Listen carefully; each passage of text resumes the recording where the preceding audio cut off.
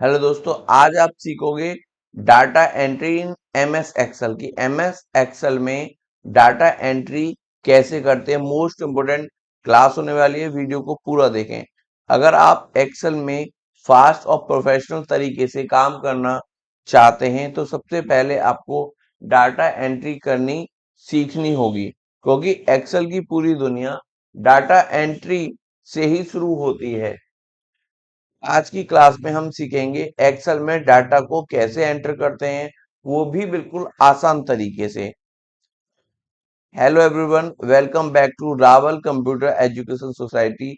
आज हमारी Excel complete course की क्लास है और आज हम सीखेंगे data entry in Microsoft Excel 2007। What is data entry? सबसे पहले क्वेश्चन बनता है, डाटा एंट्री क्या है? तो इसी का जवाब मैं देता हूं आपको। एक्सेल में किसी भी प्रकार की इंफॉर्मेशन डालना डाटा एंट्री कहलाता है। किसमें? एक्सेल में किसी भी प्रकार की का डाटा डालना डाटा एंट्री कहलाता है।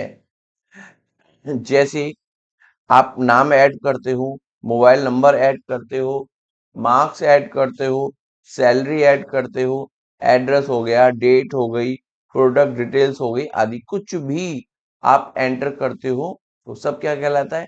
डाटा एंट्री कहलाता है।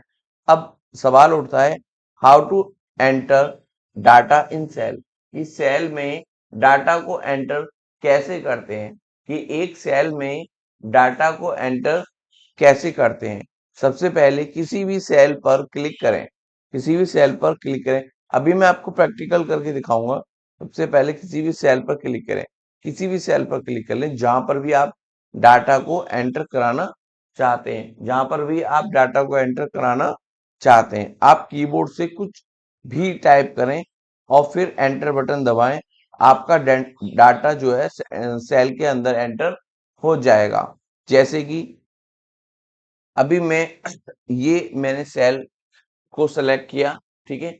सेल को सेलेक्ट करने के बाद अगर मैं कुछ भी एंटर करता हूं, कुछ भी डाटा एंटर करता हूं, for example Rawal computer education society, कुछ भी मैं रैंडमली एंटर करता हूं।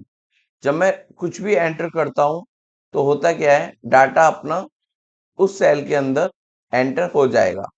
आपने देखा एंटर हो गया। अब एंटर होने के बाद क्या है, हमने सेल के अंदर हमने डाटा कीबोर्ड से टाइप कर दिया। टाइप करने के बाद हमने क्या किया, एंटर बटन दबा दिया, तो आपका जो डाटा था उस सेल में एंटर हो गया।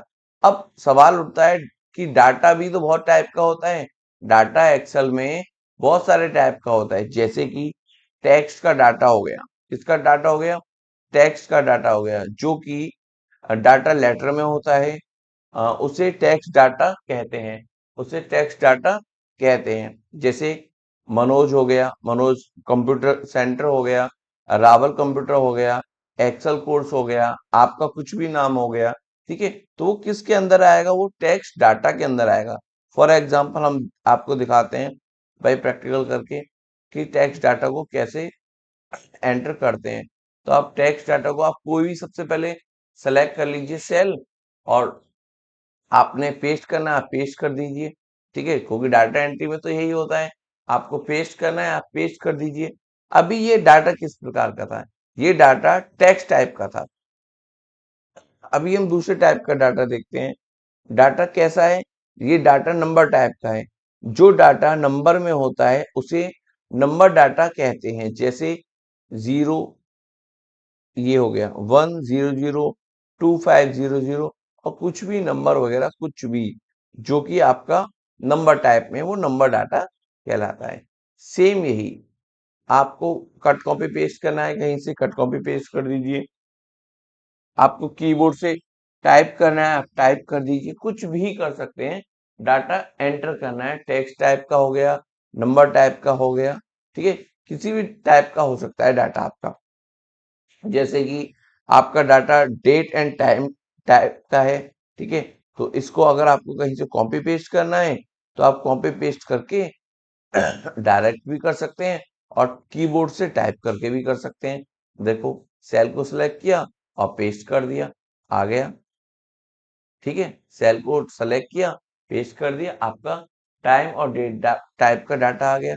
आप चाहते हैं कि सिर्फ और सिर्फ कौन सा डाटा आए, आपका डाटा आए सिर्फ और सिर्फ टाइम टाइप का, तो टाइम वाला डाटा भी आ जाएगा। ठीक है, देखो मैंने कॉपी किया, कॉपी करने के बाद मैं अभी आपको पेस्ट करता हूँ। देखो ये पेस्ट हो गया। टाइम अभी आप कह रहे हो ये हैज क्या, कुछ नहीं, स्पेस कम था, हो गया ये हैज वाला जो एरर था वो भी ठीक हो गया। देखो ये इतना इजी होता है कुछ भी काम बहुत ज्यादा। ठीक है, अब आप डेट वाला डाटा एंटर करना सीख गए, टाइम और डाटा जो टाइम टाइप का जो डाटा था उसको एंटर करना सीखे। अब अगर किसी भी डाटा में हमें एडिटिंग करनी है, कुछ भी सुधार करना है, तो उसको क्या करेंगे। अगर आपका कोई डाटा गलती से गलत हो गया है, ठीक है, आप एंटर करना चाहते हो, उसको सही करना चाहते हो, तो आप क्या करोगे। तो आपको सही करने के लिए सबसे पहले सेल पर डबल क्लिक करना होगा।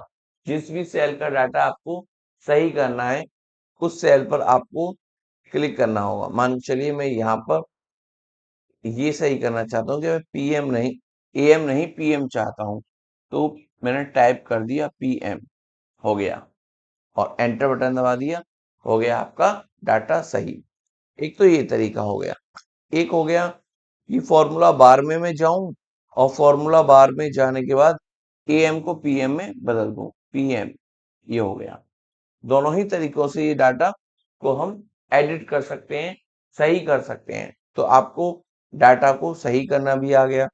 अभी कोई डाटा हमें डिलीट करना है, हम चाहते ही नहीं है वो हमारे कीबोर्ड पर, सॉरी, इस एक्सेल में दिखाई दे, चाहते ही नहीं है डाटा। ठीक है, डाटा डिलीट करने के लिए सेल को क्या करना है, सेलेक्ट करना है। जिस भी सेल का आपको डाटा डिलीट करना है, उस सेल को आपको सेलेक्ट करना है, कीबोर्ड से डिलीट बटन को दबा दीजिए।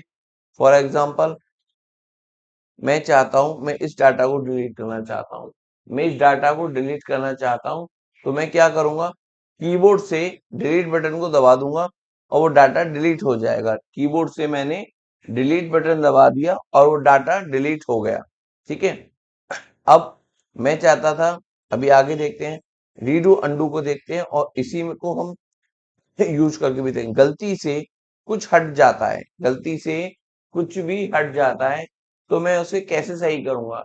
तो उसके लिए मेरे पास ऑप्शन है एक, उसके लिए मेरे पास ऑप्शन है कि मैं इसे अंडू कर सकता हूँ। ठीक है, फॉर एग्जाम्पल मैं आपको करके दिखाता हूँ। अभी मैंने यहाँ से कुछ टेक्स्ट को डिलीट कर दिया, तो मैं क्या करूंगा, उसको अंडू कर दूंगा, वो वापस आ गया। ठीक है, मैंने क्या करा, अंडू से कोई भी डिलीट करी हुई चीज वापस आ जाती है। ठीक है, कोई भी कमांड लगाई है, कुछ भी करा है, तो वापस आ जाता है। ठीक है, अब मैं चाहता हूं ये जो आ गया ना, ये वाकई में डिलीट हो जाना चाहिए था, तो मैं करने को इसे डिलीट भी कर सकता हूँ या रीडू भी कर सकता हूँ। तो ये वापस उसी स्थिति में पहुंच जाएगा जहां इसको एक्चुअल में होना चाहिए था, ये उस स्थिति में वापस पहुंच गया। ठीक है, रीडू अंडू करने के लिए शॉर्टकट की भी होती है, जैसे कि कंट्रोल जेड से अंडू होगा और कंट्रोल वाई से रीडू होगा। जैसे कंट्रोल जेड से अंडू हो गया और कंट्रोल वाई अगर मैं प्रेस करता हूं तो ये रीडू हो गया। ठीक है, और अपने माउस पॉइंटर को अगर हम इनके ऊपर लेके जाते हैं, तो देखो कंट्रोल जेड और कंट्रोल वाई ये हमें दिखाई भी दे रहे हैं। ठीक है, अगला हमारा क्या है, हमें क्या पढ़ना है, एंटर की। एंटर की दबाने से क्या होगा? एंटर की दबाने से कर्सर नीचे की तरफ आता है। एंटर की हम जब दबाते हैं तो अभी हमारा कर्सर कहाँ है, ठीक है, तो ये कहाँ आएगा, नीचे साइड में आएगा, नीचे साइड में आएगा। ठीक है, सेल जो है सिलेक्शन है वो नीचे साइड में जाता है। अगला है हमारा टैब की। टैब की से क्या होता है, टैब दबाने पर कर्सर राइट साइड में जाता है। कहाँ जाता है, राइट साइड में। अब मैं टैब की को प्रेस करूंगा तो वो राइट साइड में मूव करने लगेगा। ठीक है, राइट साइड में मूव करेगा। अभी आपको ये भी आ गया। अब देखते हैं ऑटोफिल हैंडल क्या होता है। ऑटोफिल हैंडल का मैं बारे में बताता हूँ। सेल के नीचे राइट कॉर्नर में एक छोटा सा स्क्वायर होता है जिसे फिल हैंडल कहते हैं। क्या बोलते हैं, फिल हैंडल। कैसा आता है, स्क्वायर का सा बटन होता है। देखो सेल के यहाँ पर ये स्क्वायर सा बटन जो है इसको क्या बोलते हैं, फिल हैंडल बोलते हैं। अभी मैं आपको इसका यूज करके दिखाता हूँ। सपोज कीजिए मैंने थोड़ा सा नंबर दे दिया इसको 1 2 एंड 3, ठीक है, मैंने इसको ये नंबर दे दिया। अब मैं चाहता हूं कि फिल हैंडल से बाकी के नंबर आ जाएं, तो ये बाकी के नंबर अपने आप फिल हो जाएंगे जहां तक हम चीज को सेलेक्ट करेंगे, ठीक है। तो हो गया है आपका फिल हैंडल, ठीक है। चलो अब मैं आपको कुछ टास्क देता हूं जो कि आपको घर पे खुद से करने हैं। जैसे कि आप 5 स्टूडेंट्स के या किसी के भी फ्रूट्स ले लीजिए, एनिमल ले लीजिए, कुछ भी 5 नाम लिखिए, ठीक है। उसके आगे सॉरी, आप स्टूडेंट के नाम ही लिखिए, कोई भी, उनकी एज लिखिए, मोबाइल नंबर लिखिए, डेट लिखिए, टैब लिखिए, सॉरी, टैब और एंटर की का इस्तेमाल करें, ठीक है, इनका यूज करना। अच्छा, एंटर में फास्ट काम करने के लिए कीबोर्ड का ज्यादा इस्तेमाल करें। ये प्रोफेशनल टिप है आपके लिए। आप अधिक से अधिक शॉर्टकट कीज को याद करिए, इतना अच्छे से उन पे कमांड करिए कि वो आपको टिप्स पे याद हो जाए, ठीक है। इससे आपकी स्पीड प्रोफेशनल लेवल की हो जाएगी, ठीक है। अगर आपकी डाटा एंट्री मजबूत हो गई तो आगे एक्सेल सीखना बहुत आसान हो जाएगा।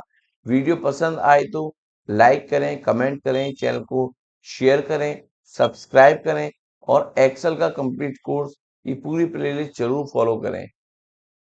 तो मिलते हैं अगली क्लास में जहां हम सीखेंगे workbook save open file management. Thank you so much for watching.